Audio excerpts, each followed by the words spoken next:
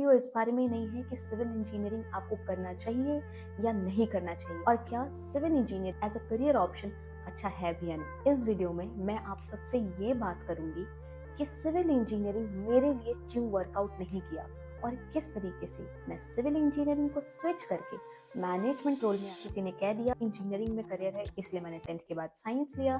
Science के बाद मैं जेई मेंस की तैयारी करने लगी, but due to an number of reasons मैं जेई मेंस में अच्छा परफॉर्म नहीं कर पाई और कुछ नंबर से, आप यकीन नहीं करो, 2 या 3 नंबर से ही मैं रह गई थी कट ऑफ क्लियर करने में। उसके बाद बिना ड्रॉप लिए मैंने एक नॉर्मल कॉलेज से सिविल इंजीनियरिंग किया और सिविल इंजीनियरिंग में भी मैंने अपना बेस्ट दिया। ऑलमोस्ट हर सेमेस्टर में वन ऑफ द टॉपर्स में रहती थी। जब सिविल इंजीनियरिंग कर रही थी तब मुझे किसी ने बोला निकमार निकाल लो, उससे अगर आपने कंस्ट्रक्शन मैनेजमेंट कर लिया आपकी लाइफ सेट है। मैंने वो एग्जाम भी क्रैक किया।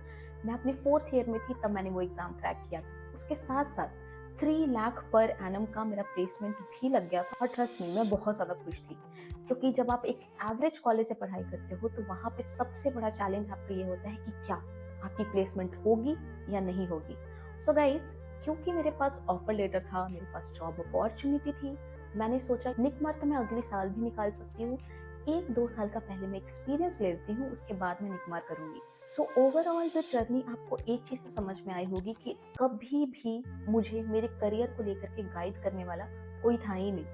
मेरे मम्मी पापा बहुत ही हम्बल बैकग्राउंड से बिलोंग करते हैं, तो इन चीजों के बारे में बहुत ज्यादा नॉलेज थी ही नहीं और मैं सबसे बड़ी थी अपने जनरेशन में, तो मुझे कोई बताने वाला या गाइड करने वाला भी नहीं था कि मुझे किस स्टेज में क्या डिसीजन लेना है। मैंने बस कुछ देखा, कुछ सुना, उसी को फॉलो किया, क्योंकि ट्रस्ट मी मुझे कुछ पता ही नहीं था। 2018 में मैं as a civil engineer pass out हुई थी और हमें ये बताया गया था कि जून या जुलाई से आपकी ज्वाइनिंग हो जाएगी। ड्यू टू सम रीजन हमारा प्लेसमेंट रिवोक हो गया and that point of time बहुत ही ज़्यादा मैं कैसे बताऊँ, वो टाइम भी मैं आपको एक्सप्लेन नहीं कर सकती हूँ कि इतना ज़्यादा शैटर्ड मोमेंट था कि मुझे कुछ समझ ही नहीं आ रहा था।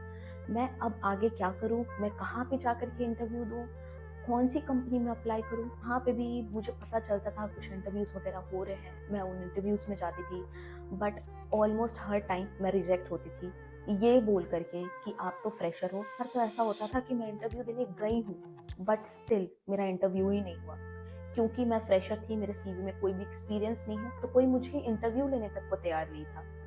उसके बाद आप यकीन नहीं करोगे, कोचिंग सेंटर जो होते हैं मैंने वहाँ पे भी जा करके अप्लाई किया था, क्योंकि मुझे ऑटो कैड आता था। मैंने सोचा कि अब मैं ऑटो कैड में ही अपना करियर बनाऊंगी।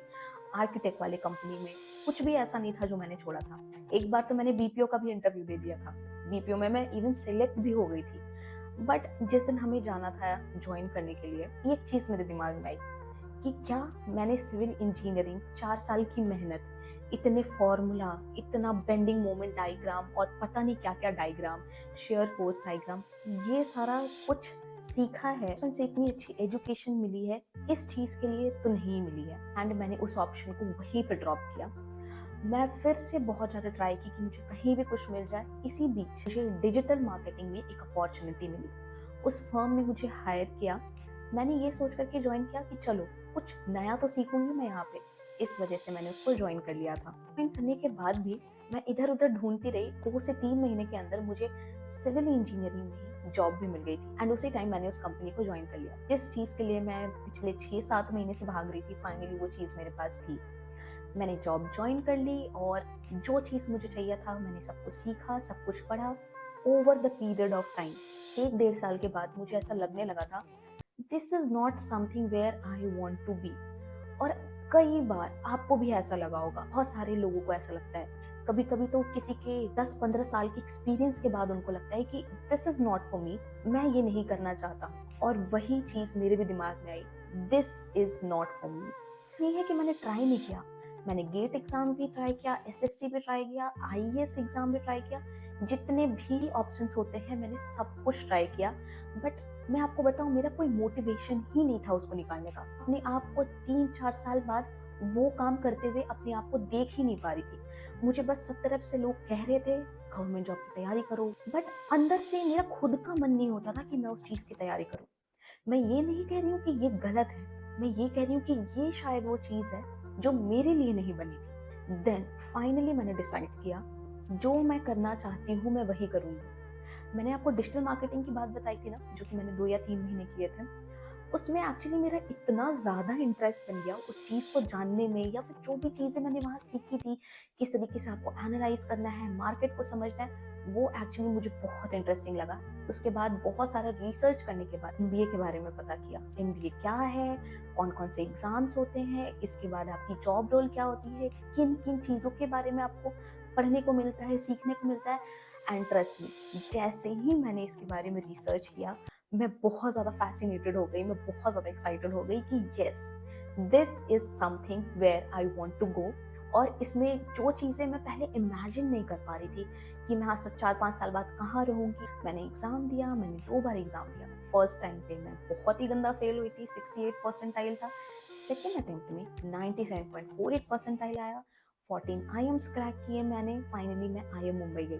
तब तक मुझे एज अ सिविल इंजीनियर काम करते हुए 2.5 साल हो गए थे, और ये जो काम है ये मेरा वेस्ट नहीं गया, क्योंकि मेरा प्रोजेक्ट मैनेजमेंट में एक्सपीरियंस था। दैट्स वाई मुझे अमेजोन से कॉल भी आया। यहाँ पे जो मेरा सैलरी 3 lakhs पर एनम का था, वो आप यकीन नहीं कर सकते, 3x फोल्ड से इंक्रीज हुआ है सैलरी। सैलरी तो इंक्रीज हुआ है, that is a good thing, but सबसे अच्छी बात यह है कि I am happy what I am doing right now. So guys, मेरा सजेशन, रिकमेंडेशन आप सबको यही है कि जब तक आप अपने करियर को लेकर के श्योर नहीं हो, तब तक आप थोड़ा सा एक्सपेरिमेंट करो। ये चीज़ आपको लाइफ टाइम करनी है। मुझे थोड़ा लेट समझ आया, 2.5-3 साल में शायद पीछे भी हूँ या शायद नहीं भी हूँ। किसी के अकॉर्डिंग नहीं होंगी, किसी के अकॉर्डिंग में होंगी। आप किसी भी स्टेज, किसी भी पॉइंट ऑफ टाइम पे ये decision low. I would suggest जितना जल्दी ले सकते हो उतना बेनिफिशियल है आपके लिए। बट वही काम करो जहाँ पे आपको लगता है yes, this is something where I want to belong, और आप वो काम को अगले 30-40 साल तक कंटिन्यू कर सकते हो। That's all in this video. Hope you have like the video. और अगर आपको कोई भी डाउट्स हो या फिर करियर में कोई भी गाइडेंस चाहिए, feel free to ask me. आप मुझे मेरे इंस्टाग्राम पे भी पूछ सकते हो। जितने भी मेरे चैनल के लिंक है मैंने सारा डिस्क्रिप्शन बॉक्स में डाल दिया है। क्वेरी हो, कोई भी डाउट हो, या फिर अगर आप वर्किंग प्रोफेशनल हो और आपको लग रहा है कि किसी पॉइंट ऑफ टाइम पे आप अटक गए हो, you can always consult me. Thank you for watching this video. Till then, bye bye, take care and keep rocking it, guys. Bye.